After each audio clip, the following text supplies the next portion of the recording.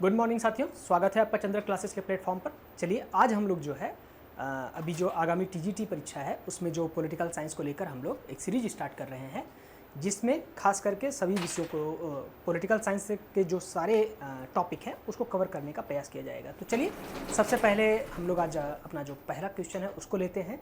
पहले क्वेश्चन के अंतर्गत हम लोग देख रहे हैं क्या है कि ये क्वेश्चन है, उसमें ऑप्शन दिया गया है कि निम्न में से किस दार्शनिक की विशेष ख्याति आधुनिक अंतर्राष्ट्रीय कानून के जनक के रूप में है ना। आपको ये बताना है कि इसमें से कौन से ऐसे दार्शनिक हैं जो कि प्रसिद्ध हैं, किस लिए, जो अंतर्राष्ट्रीय कानून है, आधुनिक अंतर्राष्ट्रीय कानून, उसके जनक के रूप में निम्न में से किसे माना जाता है। प्लेटो को, या फिर मैकियावेली को, ऑप्शन बी है, सी है जो है लॉक को, और डी है ह्यूगो जो है ग्रोशियस को। तो चलिए बताइएगा ऑप्शन आप लोग, है ना। तो इसमें पहले आप तो ये जानिए कि प्लेटो को तो जो है आदर्श राजनीति का जो है पिता बोला जाता है ना, आदर्श राजनीति। और मैकियावेली जो है आधुनिक जो राजनीति है ना, उनके जो है पिता बोले जाते हैं। और लॉक जो है ये उदारवादी एक विचारक हैं, जबकि जो ह्यूगो ग्रोशियस हैं इनको जो है आधुनिक अंतर्राष्ट्रीय कानून के जनक के रूप में माना जाता है ना। इनके जो प्रसिद्ध विचार हैं वे मुख्य रूप से इन्होंने प्रतिपादन किया कि किस तरीके से अंतर्राष्ट्रीय कानून होने चाहिए, और यहीं से जो है अंतर्राष्ट्रीय कानूनों का जो है उद्भव माना जाता है। इन्होंने एक पुस्तक लिखी है, फ्रीडम ऑफ सी। कौन सी पुस्तक है? Freedom of sea, freedom of sea. ये पहली पुस्तक है। इन्होंने स्वतंत्रता से संबंधित किताब लिखी, जो समुद्री स्वतंत्रता होती है उसके बारे में लिखा। और फिर उसके पश्चात जो है इन्होंने एक और किताब लिखी है, on the law of war and peace, है ना।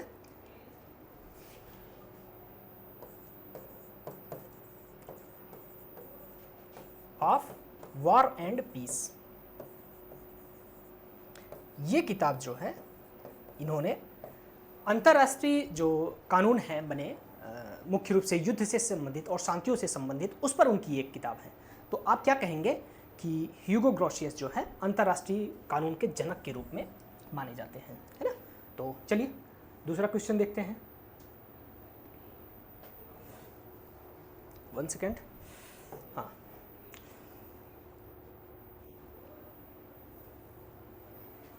दूसरे क्वेश्चन को देखिए। इसमें लिखा है कि पूछा गया है नैतिकता एवं विधि निर्माण के सिद्धांत की रूपरेखा, जो एक पुस्तक है ना, an introduction to the principle of moral and legislation नामक जो पुस्तक है, उसके रचयिता कौन है। पुस्तक का नाम दिया है क्या है कि an introduction to the principle of moral and legislation. यह किताब किसकी रचना है, ये प्रश्न में पूछा जा रहा है ना। तो देखते हैं। सबसे पहले 1 सेकेंड, इसके अंतर्गत जो ऑप्शन है उसमें शामिल किया गया है, क्या बेंथम है इसके रचयिता, या फिर लॉक, सिसरो, जॉर्ज संतायाना, है ना। बताइएगा इसमें से कौन सा ऑप्शन सही होगा। बेंथम की प्रसिद्ध रचना कौन सी है? बेंथम की जो प्रसिद्ध रचना है इंसेप्टोडक्शन, है ना, उसके अंतर्गत to the principle of moral and legislation का जो सिद्धांत है, इसमें इन्होंने रचना किया है ना। तो ये आपको ध्यान में रखना है कि बेंथम जो ये कहते हैं कि नैतिकता एवं विधि से संबंधित जो सिद्धांत है उसकी रूपरेखा, है ना। तो मॉरल्स एंड लेजिस्लेशन, इसकी जो रचना हुई है वो हुई है 1789 में, है ना। इसके रचयिता जो है बेंथम है, आपको ये ध्यान में रखना है, ठीक है। और इन्होंने इस पुस्तक में कहा कि मनुष्य को ऐसा व्यवहार करना चाहिए जिससे कि वह अपने सुखों की अधिकता, मतलब सुखों में वृद्धि कर पाए, सुखों में वृद्धि, और जो है दुख को कम कर सके, है ना, दुखों को कम किया जा सके, को कम कर सके, ऐसा कार्य करना चाहिए। बेंथम के अनुसार जो है इस पुस्तक में ऐसी हमें कार्य करना चाहिए, ऐसे कार्य पर बल देना चाहिए जिससे कि हमारे सुखों में वृद्धि हो सके और दुख जो है वे कम हो सके, है ना। तो ये जो है बेंथम की रचना है। चलिए आगे देखते हैं, तीसरे क्वेश्चन पर आते हैं हम लोग। तीसरे क्वेश्चन में पूछा गया है कि भारत द्वारा पहले प्रयोग नहीं की जाने की जो नीति है, नो फर्स्ट यूज की जो पॉलिसी है, हमने परमाणु अपनी जो डॉक्ट्रिन तैयार किया है, उस नाम की नीति अपनाते समय भारत के प्रधानमंत्री कौन है? इससे संबंधित प्रश्न है। चलिए बताइएगा, भारत के न्यूक्लियर डॉक्ट्रिन को अपनाते समय भारत के प्रधानमंत्री कौन थे तत्कालीन, उनका नाम पूछा है। तो ये आप जानिएगा कि भारत ने अपना जो है द्वितीय परमाणु परीक्षण कब किया है? 1998, है ना, जिसके अंतर्गत मुख्य रूप से जो पोखरण 2 के नाम से जो परीक्षण किया गया है, पोखरण 2 जिसे हम कहते हैं, है ना, उसमें उस समय मुख्य रूप से अटल बिहारी वाजपेयी जी थे प्रधानमंत्री, है ना। इनकी सरकार रही है 2003-4 तक, है ना, जो भी है। और अगस्त 1999 में, कब? अगस्त 1999 में एक कार्यकारी आदेश के माध्यम से जो है न्यूक्लियर डॉक्ट्रिन की जो है घोषणा की गई है। पहले उद्घोषणा की गई, उसके पश्चात जो है 2003 जनवरी 2003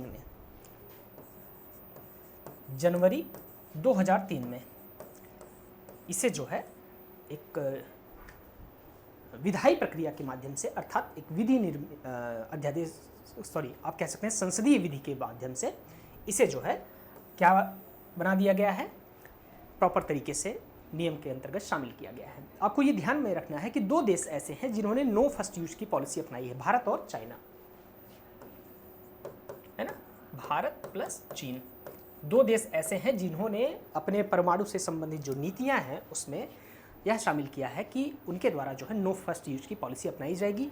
यदि कोई देश उन पर कोई ऐसा देश है जो गैर परमाणु संपन्न देश है, उन पर जो है उनसे युद्ध होता है, तो वो पहले जो है उस पर जो है परमाणु से संबंधित हमला जो है नहीं करेंगे। और खास करके यदि कोई परमाणु संपन्न देश जो है हमला करता है तो उसमें उस समय भी इनके द्वारा जो है अपने स्तर पर पहले जो है परमाणु हमला नहीं किया जाएगा। लेकिन बाद में यदि कोई देश पहले परमाणु हमला कर देता है, उसके पश्चात जो हमारा रिटेलिएशन होगा, जो हमारी प्रतिक्रिया होगी, वह पूरी अपनी सक्षमता से होगी, पूरी क्षमता से हम उसका जवाब देंगे, है ना। तो ये चीज़ आपको ध्यान में रखना है। आधिकारिक रूप से इसको कब स्वीकार किया गया है? 2003 में, है ना। तो ये चीज़ आपको ध्यान में रखनी है। चलिए आगे देखते हैं, अगला क्वेश्चन नंबर 4 पर आते हैं। इसमें क्या पूछा है कि क्रांति जिस दुर्व्यवस्था और रक्तपात को जन्म देती है वह घोर से घोर निशंसतंत्र से भी बुरा है। प्रश्न में ये पूछ रहा है कि कथन दिया गया है, क्रांति जिस दुर्व्यवस्था और रक्तपात को जन्म देती है वह घोर से घोर, है ना, अर्थात बहुत ही ज़्यादा नृशंस तरीके से भी जो है बुरा होता है। यह विचार किसका है? इस विचार को किसने रखा है ना। चलिए तो इसमें ऑप्शन देखते हैं। पहला जो ऑप्शन है वह है अरस्तु, दूसरा ऑप्शन जो है वह है महात्मा गांधी, तीसरा ऑप्शन जो है टॉमस हॉब्स है, और डी के रूप में जो है बर्ग को शामिल किया गया है। तो बताइएगा इसमें कौन सा होगा ऑप्शन। देखिए, अरस्तु ने जो है क्रांति से संबंधित जो विचार दिए हैं उसमें क्रांति के परिणाम के अंतर्गत इस बात को कहीं पर भी उन्होंने नहीं कहा है ना। क्रांति के जो सामान्य कारण हैं और जो विशिष्ट कारण हैं, सामान्य कारण जो है सामान्य राज्यों की बात की जा रही है, विशिष्ट कारण विशेष राज्यों की बात की जा रही है, उसके अंतर्गत जो है अरस्तु ने कहीं इस बात की चर्चा नहीं की। महात्मा गांधी जो है क्रांति से संबंधित जो है उनके विचार नहीं है। टॉमस हॉब्स जो है इस बात को कहते हैं। टॉमस हॉब्स, इनका जो जन्म है वह 1588 से लेकर 1679 तक है ना। 1588 से लेकर 1689 तक, है ना। सॉरी, 89 नहीं होगा, 79 है ना। तो 1679 तक इनका जो है कार्यकाल रहा है। और हॉब्स ने अपनी किताब में जो है, उनकी प्रसिद्ध पुस्तक जो है कौन सी है? लेवियाथन।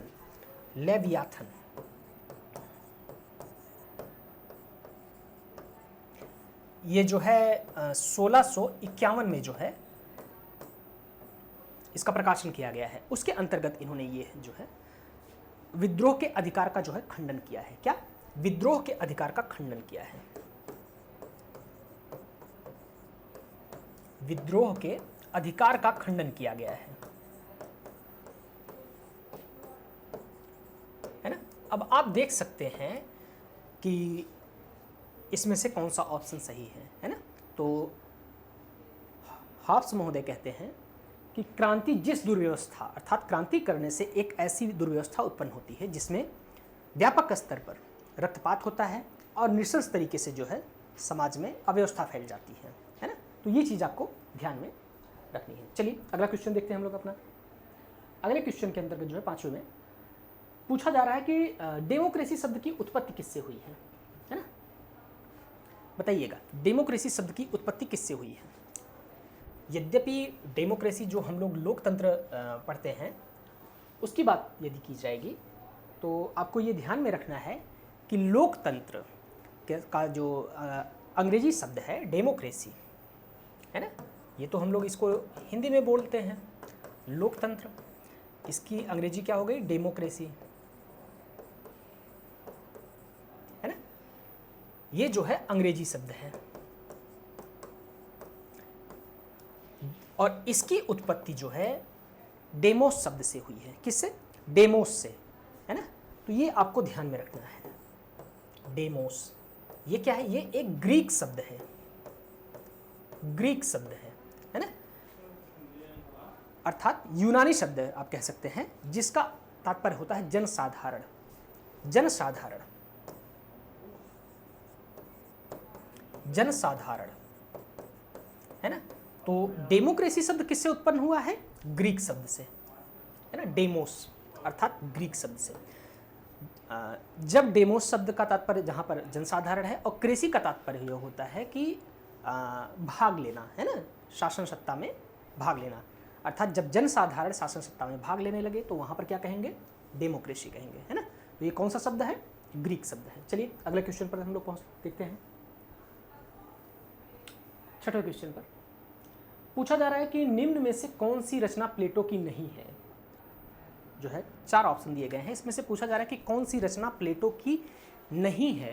ये ध्यान में रखना है, प्लेटो की रचना है ऐसा नहीं पूछ रहा है, नहीं है कौन सी पूछ रहा है। तो बताइएगा। ऑप्शन है पहला गॉर्जियस, बी ऑप्शन है अपोलॉजी, सी ऑप्शन है फेडो और डी ऑप्शन है ग्रेट इथिक्स। तो इसमें से कौन सी रचना जो है प्लेटो की नहीं है? गॉर्जियस तो है, अपोलॉजी ये भी है ना, फेडो भी है और ग्रेट इथिक्स ये जो है प्लेटो की रचना नहीं है। तो आपका जो ऑप्शन हो जाएगा वह डी है। ये किसकी रचना है? अरस्तु की है ना। ये ध्यान में रखना है कि ग्रेट इथिक्स नामक जो पुस्तक की रचना है किसके द्वारा की गई है?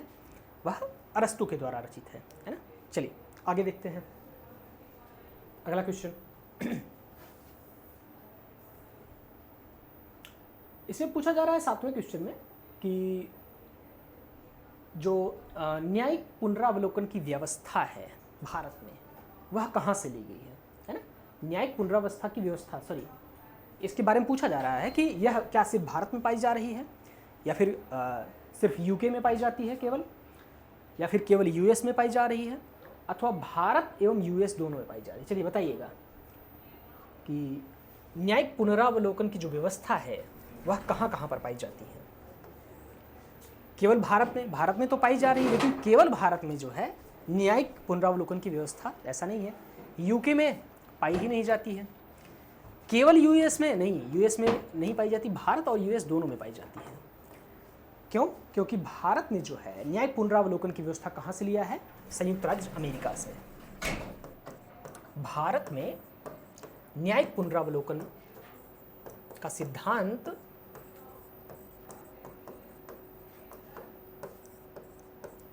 सिद्धांत यूएस से लिया गया है ना, यूनाइटेड स्टेट ऑफ अमेरिका है ना। तो ये चीज़ आपको ध्यान में रखनी है।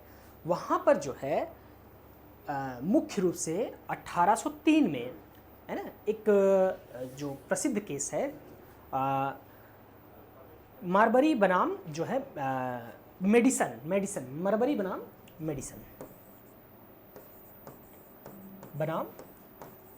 मेडिसन। ये एक विवाद था जिसमें कि मुख्य रूप से यह सिद्धांत जो है निकल कर सामने आता है। भारत में जो है न्यायिक पुनरावलोकन का जो से संबंधित अनुच्छेद है वह कौन सा है? आर्टिकल, है ना। चलिए आगे देखते हैं अगला क्वेश्चन। 8वें क्वेश्चन में पूछ रहा है कि कल्याणकारी राज्य की संकल्पना का समावेश भारत के संविधान में है कहाँ पर? बहुत नॉर्मल क्वेश्चन है कि जो भारत में कल्याणकारी राज्य की व्यवस्था है, कल्याणकारी राज्य का तात्पर्य क्या होता है? आपको पता ही है कि राज्य के द्वारा कुछ ऐसे कार्य किए जाएंगे अपने नागरिकों के प्रति, अपने समाज के प्रति, अपने लोगों के प्रति, जिससे कि उनके कल्याण में वृद्धि हो सके, है ना, जो उनके सामाजिक, आर्थिक, सांस्कृतिक विकास के लिए महत्वपूर्ण हो। तो ऐसा सिद्धांत कहाँ पर है? नीति निर्देशक तत्वों में है, पहला ऑप्शन। दूसरा ऑप्शन है मौलिक अधिकारों के अध्याय के में शामिल किया गया है। तीसरा ऑप्शन संविधान की 7वीं अनुसूची में शामिल किया गया है ना। और चौथा ऑप्शन है डी कि संविधान की प्रस्तावना में शामिल किया गया है। चलिए बताइएगा, तो इसमें कौन सा ऑप्शन सही होगा? कल्याणकारी राज्य की स्थापना जो है राज्य के नीति निर्देशक तत्वों में होती है। क्यों? क्योंकि इसमें जो है यह बताया गया है कि राज्य अपने नागरिकों के विकास के लिए कुछ विशेष प्रकार के प्रावधान करेगा। जैसे आप कह सकते हैं कि शिक्षा, स्वास्थ्य, है ना, रोजगार, उनके हित, पर्यावरण से संबंधित तमाम प्रकार की जो योजनाएं लागू की जाती हैं उसके संबंध में प्रावधान किया गया है। इसे कहाँ पर शामिल किया गया है? भाग 4 में ले। और अनुच्छेद कौन कौन सा है? जो है 36 से लेकर 51 तक, है ना। राज्य के नीति निर्देशक तत्वों की व्याख्या इसमें की गई है, जिसमें मुख्य रूप से जो है चाहे अनुच्छेद 44 के अंतर्गत जो है समान नागरिक संहिता की बात की जाएगी, या फिर जो है अनुच्छेद 40 के अंतर्गत जो है ग्राम पंचायतों की बात की जाएगी, है ना। तो ये सारी चीज़ें शामिल की गई हैं। मौलिक अधिकार जो है ये किस, अगर इसकी व्याख्या किया जाए तो ये कहाँ पर है? भाग 3 में, भाग 3 में। और अनुच्छेद कौन कौन सा संबंधित है? 12 से लेकर 35, है ना।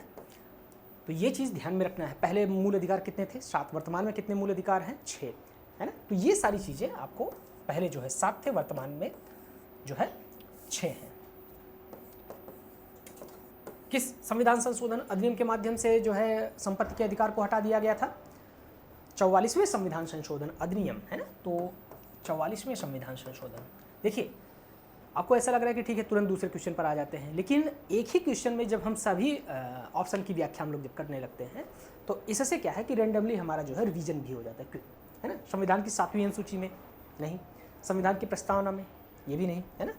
चलिए एक प्रश्न आप बताइएगा कि संविधान की जो प्रस्तावना है, प्रस्तावना का विचार कहाँ से लिया गया है? ये तो सभी लोग जानते हैं कहाँ से लिया गया है। प्रस्तावना का विचार जो है संयुक्त राज्य अमेरिका से लिया गया है, लेकिन प्रस्तावना की जो भाषा है, प्रस्तावना की भाषा वह कहाँ से ली गई है? चलिए कमेंट करके बताइएगा आप लोग कि संविधान की जो प्रस्तावना है उसकी भाषा कहाँ से ली गई है ना। चलिए आगे देखते हैं अगला क्वेश्चन 9वां।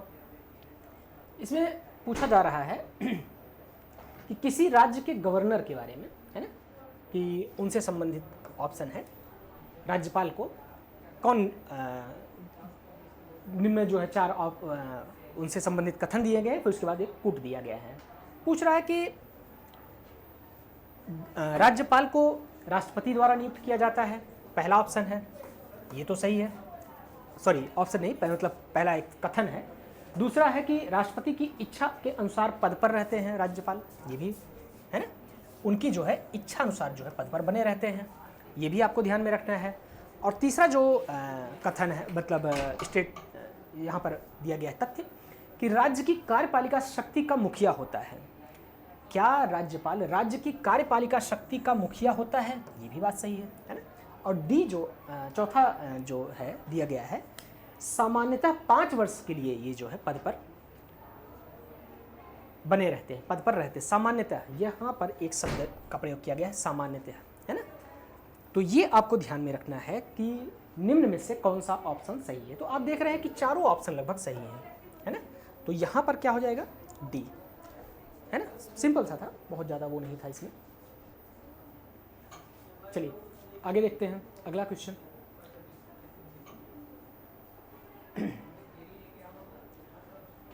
10वें क्वेश्चन में पूछ रहा है कि डॉक्टर भीमराव अंबेडकर संविधान सभा में किस जगह से जो है चुनाव जीतकर आए थे? संविधान सभा में किस जगह से चुनाव जीतकर आए थे? चलिए देखिए, तो ऑप्शन ए है पूर्वी बंगाल, ऑप्शन बी है मद्रास, ऑप्शन सी है उत्तर पश्चिमी सीमा प्रांत और ऑप्शन डी है सिंध प्रांत। तो कहाँ से जीत कर आए थे? पूर्वी बंगाल से, है ना। संविधान सभा में जो है डॉक्टर भीमराव अंबेडकर कहाँ से चुनकर आए हैं? पूर्वी बंगाल से। जबकि ये पहली बार जब 1946 में आपके संविधान सभा का गठन हुआ, है ना, संविधान सभा का गठन, है ना, इस समय ये पूर्वी बंगाल से चुनकर आए हैं। लेकिन जब जो है भारत का विभाजन हो जाता है और इनका जो चुनावी क्षेत्र था वह जो है पूर्वी पाकिस्तान में चला गया, तो उसके पश्चात जो है ये महाराष्ट्र से जो है वहाँ पर एम जयकर के स्थान पर जो है इनको खड़ा किया जाता है और एम जयकर की सीट को खाली करके, और ये जो है फिर वहाँ से जो है चुनाव जीतकर आते हैं, है ना। तो ये आपको ध्यान में रखना है। चलिए आगे देखते हैं। अगला क्वेश्चन संयुक्त राष्ट्र से संबंधित एक प्रश्न है। इसमें पूछ रहा है कि संयुक्त राष्ट्र संघ, है ना, 11वां क्वेश्चन है, कि आधिकारिक भाषा में शामिल नहीं है। संयुक्त राष्ट्र संघ की जो आधिकारिक भाषा है उसमें से कौन सी भाषा शामिल नहीं है ना। संयुक्त राष्ट्र संघ में वर्तमान में कितनी भाषाएं हैं? 6 भाषाएं हैं, है ना। कौन कौन सी? फ्रेंच है, स्पेनिश है ना, अरेबिक है, और क्या है, रशियन है और चाइनीज़ है। तो यहाँ पर आप देख रहे हैं हिंदी जो है इसमें शामिल नहीं है।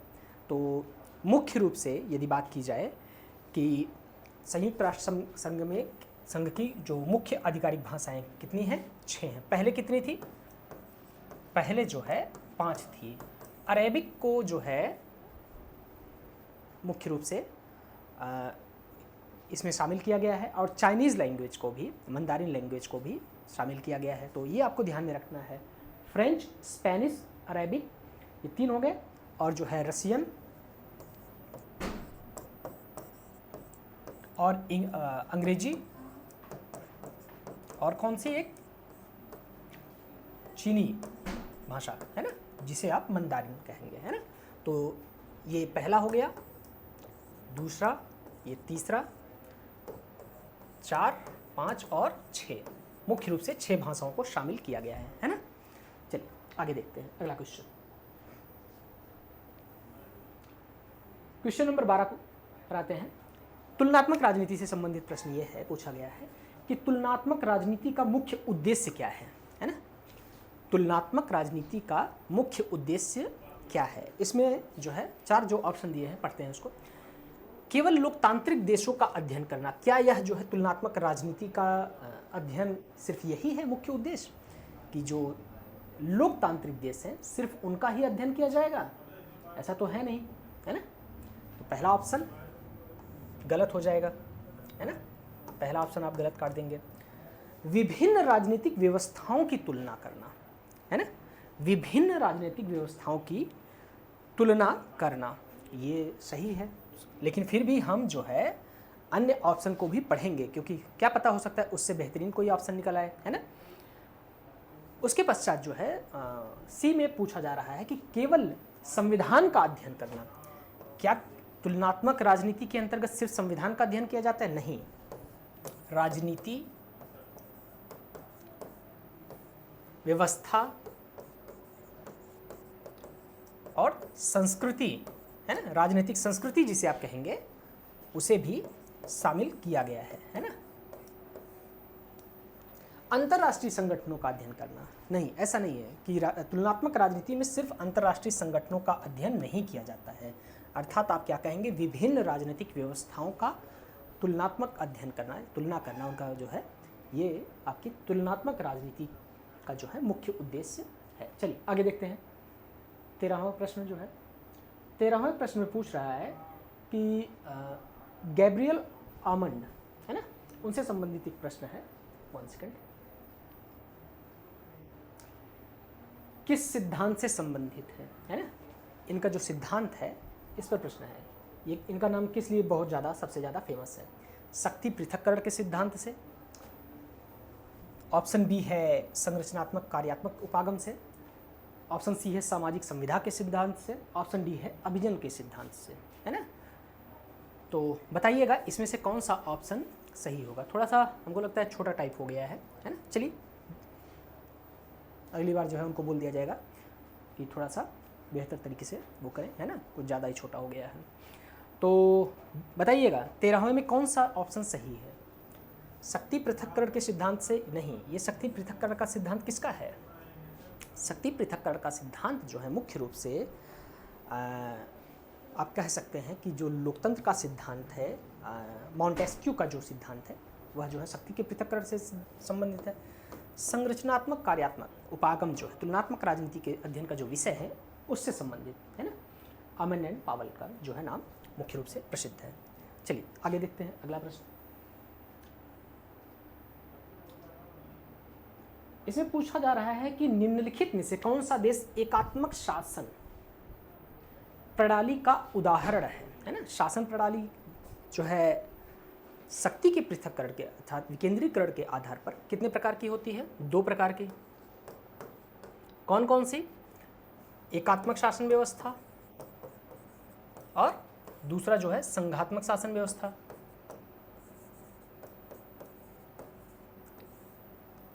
तो ऑप्शन इसमें दिया है कि ऑप्शन है ए भारत, ऑप्शन बी है अमेरिका, ऑप्शन सी है ब्रिटेन, ऑप्शन डी है स्विट्जरलैंड, है ना।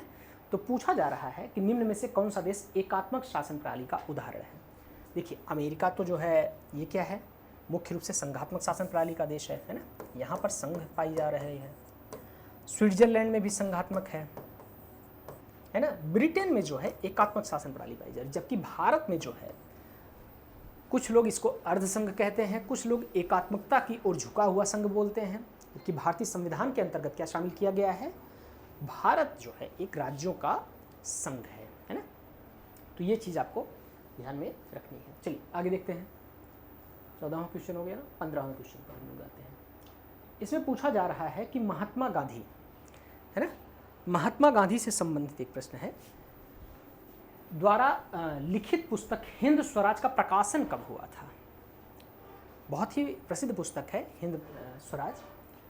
इसका प्रकाशन किस वर्ष किया गया है? तो इसका प्रकाशन जो है 1909 में किया गया है ना। ये फैक्ट है, कोई बहुत बड़ी चीज़ नहीं है। तो आपको ये ध्यान में रखना है कि हिंद स्वराज पुस्तक का जो प्रकाशन है किस वर्ष किया गया है? 1909 में। चलिए आगे देखते हैं। अगले प्रश्न पर हम लोग आते हैं। अंतर्राष्ट्रीय संगठन जो नाटो है उससे संबंधित पहला जो है एक क्वेश्चन है। पूछा जा रहा है कि NATO, North Atlantic Treaty Organization की स्थापना किस वर्ष हुई है? बताइएगा। ऑप्शन ए है 1945, ऑप्शन बी है 1947, ऑप्शन डी है 1949 और ऑप्शन सी है 1949 और ऑप्शन डी है 1955, है ना। तो इसमें नाटो की स्थापना कब की गई है? नाटो की स्थापना जो है मुख्य रूप से 1949 में, है ना। 1949 4 अप्रैल को ही तो शायद किया गया है ना। 4 अप्रैल, हाँ 4 अप्रैल 1949 को किया गया है। इसका मुख्यालय कहाँ पर है? इसका मुख्यालय जो है ब्रुसेल्स, बेल्जियम। ब्रुसेल्स में जो है बेल्जियम में इसका मुख्यालय है। इसमें वर्तमान में कितने सदस्य हैं? वर्तमान में जो है इसमें 32 सदस्य हैं, है ना, 32 सदस्य हैं। तो ये आपको ध्यान में रखने की आवश्यकता है। चलिए अब अगले प्रश्न पर हम लोग चलते हैं अपने।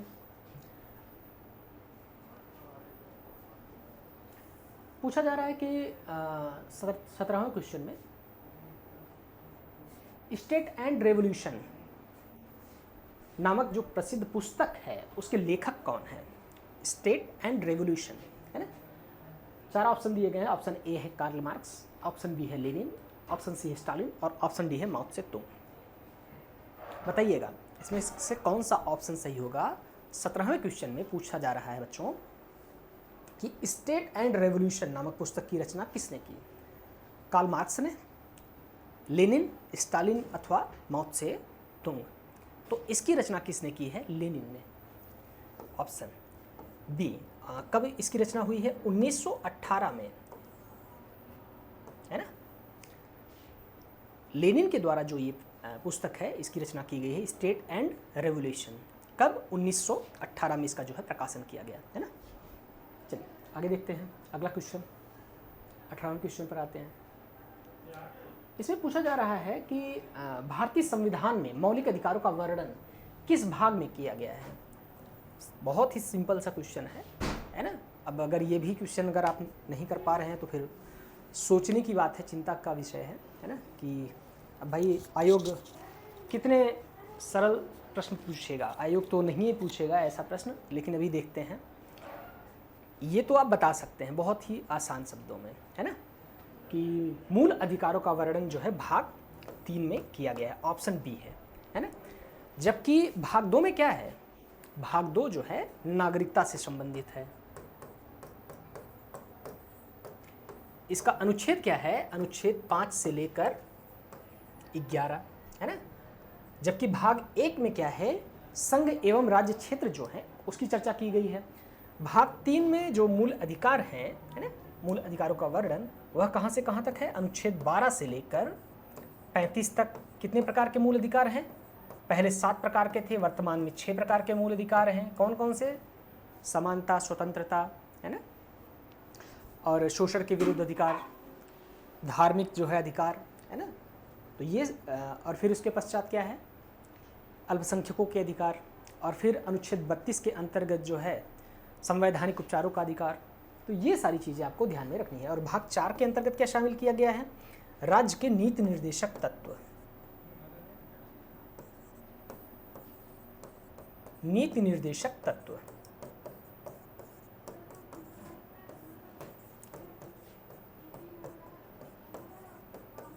कहाँ पे रखा गया है? भाग 4। और भाग 5 में क्या है? भाग 5 में जो है, जो आपकी संघ सरकार की व्यवस्था है उसकी बात की गई है ना। तो और इससे संबंधित जो अनुच्छेद है वह कौन सा है? 52 से लेकर 151 तक, है ना। इसमें कितने अध्याय हैं? 5 अध्याय, है ना। तो ये चीज़ें आपको ध्यान में रखनी है। चलिए आगे देखते हैं अगला क्वेश्चन। पूछा जा रहा है कि न्याय का जो सिद्धांत है, थ्योरी ऑफ जस्टिस, इसकी जो पुस्तक है थ्योरी ऑफ जस्टिस, एक पुस्तक का नाम है, उसके लेखक कौन है?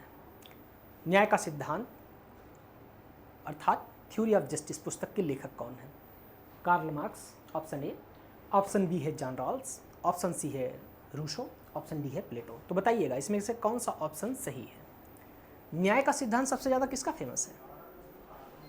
इसमें से यदि उपरोक्त में से जो है बात किया जाए कि निम्न में से कौन से ऐसे दार्शनिक हैं जिनका न्याय का सिद्धांत सबसे ज़्यादा फेमस है?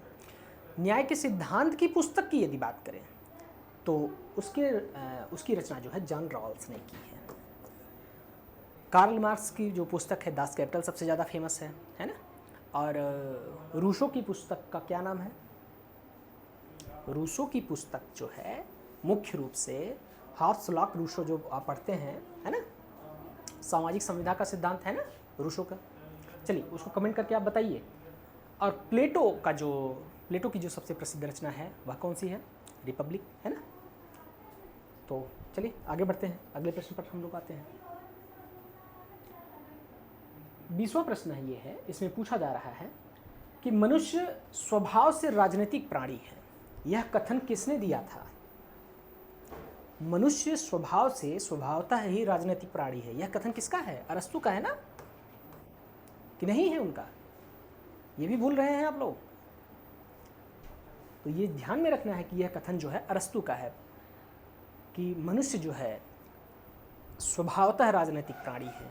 क्यों? क्योंकि उसकी अपनी आवश्यकताएं होती हैं, अपनी ज़रूरतें होती हैं, जो कि पूरा करना उसका स्वभाव है। और जब वह पूरा करने के संदर्भ में परिवार नामक संस्था का जो है गठन करता है, फिर परिवार से जो है कुल बनता है, कुल से जो है ग्राम बनते हैं, ग्राम से जो है फिर धीरे धीरे वह राज्य का स्वरूप जो है ग्रहण करने लगता है। अर्थात राज्य अस्तित्व में आना स्वाभाविक है। राज्य का अस्तित्व में आना स्वाभाविक है।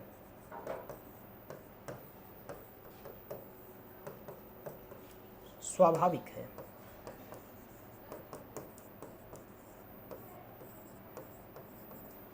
ना। इसीलिए तो अरस्तु कहते हैं कि जब यदि किसी व्यक्ति को समाज या फिर जो है राज्य की आवश्यकता नहीं होती है यदि, तो ऐसा व्यक्ति या तो जो है ईश्वर है या फिर वह पशु है ना। तो ये चीज़ें आपको ध्यान में रखनी है। चलिए अगला क्वेश्चन देखते हैं, 21वां क्वेश्चन।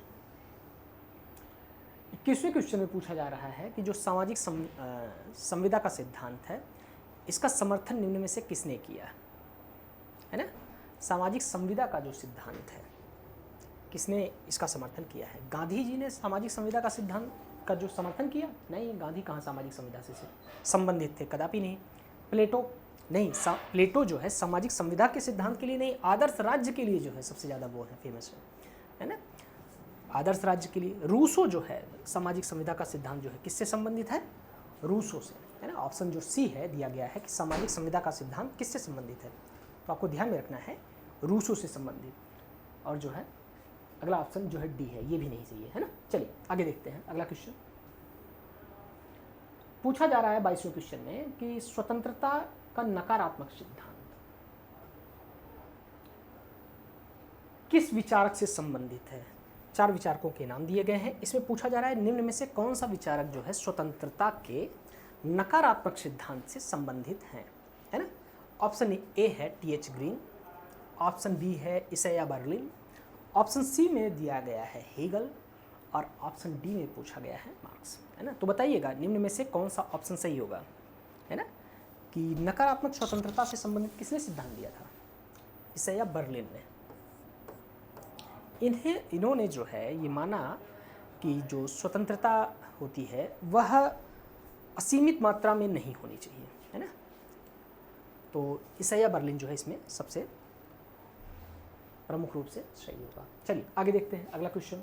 23वें पर पूछा जा रहा है कि विश्व स्वास्थ्य संगठन WHO का मुख्यालय कहाँ पर स्थित है? महत्वपूर्ण संगठन है ना। सिंपल सा प्रश्न है, बताइएगा। ऑप्शन ए है लंदन, ऑप्शन बी है रोम, ऑप्शन सी है जिनेवा, ऑप्शन डी है पेरिस। कहाँ पर स्थित है विश्व स्वास्थ्य संगठन WHO का जो मुख्यालय है, कहाँ पर यह स्थित है? ऑप्शन सी सही होगा ना, जिनेवा में स्थित है ना, स्विट्जरलैंड, है ना। तो ये आपको ध्यान में रखना है। अच्छा, जो इसका मुख्यालय है स्विट्जरलैंड जिनेवा में तो है, इसकी स्थापना कब की गई है आप ये बताइएगा। इसकी स्थापना 7 अप्रैल 1948 को की गई है ना।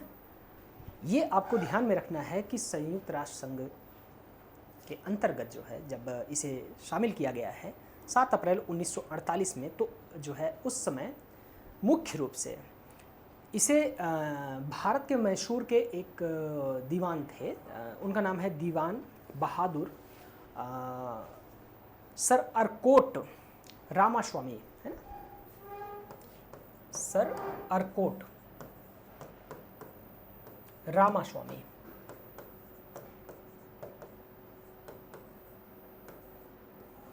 मुदलियर, इनका बहुत महत्वपूर्ण योगदान है ना। इन्होंने जो है संयुक्त राष्ट्र संघ के जो सामाजिक आर्थिक परिषद थी, है ना, उसके पहले अध्यक्ष रहे हैं।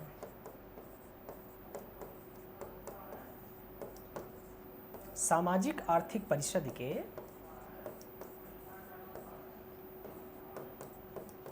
पहले अध्यक्ष रहे हैं, और जो है इसमें WHO की स्थापना में इनका एक महत्वपूर्ण योगदान जो है रहा है ना। तो ये चीज़ आपको ध्यान में रखना है, ये नाम आपको याद रखना है, सर अर्कोट रामास्वामी मुदलियर, है ना। चलिए अगले प्रश्न पर हम लोग आते हैं। ये कहाँ पर स्थित है? जिनेवा, स्विट्जरलैंड में, ये ध्यान में रखना है। 24वें प्रश्न पर हम लोग आते हैं। पूछा जा रहा है कि 6 अगस्त 1945 को क्या हुआ था भाई? हिरोशिमा पर परमाणु बम गिराते समय अमेरिका के राष्ट्रपति कौन थे? पहला जो परमाणु बम गिराया गया है अमेरिका के द्वारा जापान पर, है ना, हिरोशिमा पर, और दूसरा बम जो है कब गिराया गया? 9 अगस्त नागासाकी पर, है ना। उस समय अमेरिका के राष्ट्रपति कौन थे तत्कालीन? पहला पूछा जा रहा है, ऑप्शन ए है Franklin D Roosevelt, option B है Henry S Truman, option C है रीगन, और ऑप्शन डी है जिमी कार्टर। तो कौन थे इसमें? हेनरी एस ट्रूमैन, है ना। ट्रूमैन सिद्धांत पढ़ा है ना आपने, कि किस तरीके से इन्होंने, जब द्वितीय विश्व युद्ध समाप्त हुआ तो इन्होंने थ्योरी दिया, है ना, कि साम्यवाद को रोकने के लिए कौन कौन से कदम उठाए जाने चाहिए। तो ये आपको ध्यान में रखना है कि जब द्वितीय विश्व युद्ध के समय में पहला जो परमाणु बम गिराया गया था जापान पर, उस समय अमेरिका के राष्ट्रपति हेनरी एस ट्रूमैन थे, है ना। और पहला जो परमाणु बम गिराया गया है 6 अगस्त को, और दूसरा जो है 9 अगस्त को। लिटिल बॉय और फैट मैन, है ना, 2 परमाणु बम। चलिए आगे हम लोग देखते हैं। 25वां क्वेश्चन है, प्रारूप समिति की पहली बैठक कब हुई थी? भारतीय संविधान से संबंधित प्रश्न है। संविधान सभा की जो प्रारूप समिति है उसकी बात की जा रही है कि इसकी पहली बैठक कब हुई है। ऑप्शन ए है 9 दिसंबर 1946, ऑप्शन बी है 13 दिसंबर 1946, ऑप्शन डी है 14 अगस्त 1947, और ऑप्शन सी है 14 अगस्त 1947, और ऑप्शन डी है 29 अगस्त 1947। तो बताइएगा इसमें से कौन सा ऑप्शन सही होगा। भाई जाहिर सी बात है ना, 29 अगस्त 1947 को संविधान सभा की जो प्रारूप समिति है इसकी पहली बैठक हुई है ना। 9 दिसंबर को क्या हुआ था? संविधान सभा की जो है संविधान सभा की बैठक 9 दिसंबर को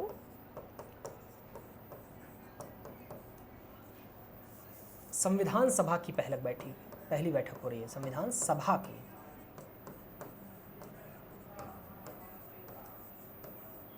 है ना, पहली बैठक। 13 दिसंबर को क्या हुआ है? उद्देश्य प्रस्ताव प्रस्तुत किया गया है।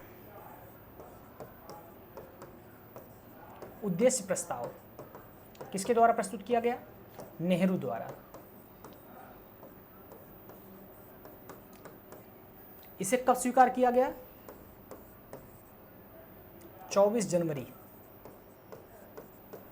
है ना, 1947 को इसे स्वीकार किया गया। जबकि 14 अगस्त 1947 को क्या हुआ है? जो है 14 और 15 अगस्त की मध्य रात्रि से भारत और पाकिस्तान का जो विभाजन है वह लागू होता है, और पाकिस्तान जो है 14 अगस्त 1947 से अपना जो है स्वतंत्रता दिवस मनाता है ना। भारत से एक कदम आगे रहना सपने में भी, है ना।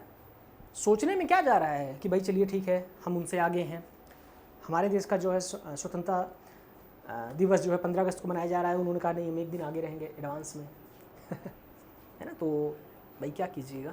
चलिए 29 अगस्त 1947 को ये जो है प्रारूप समिति की पहली बैठक हुई। प्रारूप समिति में कितने सदस्य थे? 7 सदस्य थे। अध्यक्ष कौन थे? डॉक्टर भीमराव अम्बेडकर, है ना। तो ये चीज़ आपको ध्यान में रखनी है। चलिए अगला क्वेश्चन देखते हैं। अच्छा हो गया। चलिए बस आज 25 ही क्वेश्चन, कल और लिया जाएगा। कोशिश करेंगे कि अब आपको जो है जब तक एग्ज़ाम नहीं हो जा रहा है तब तक थोड़ा सा MCQ दे दिया जाए, है ना। चलिए ओके, धन्यवाद।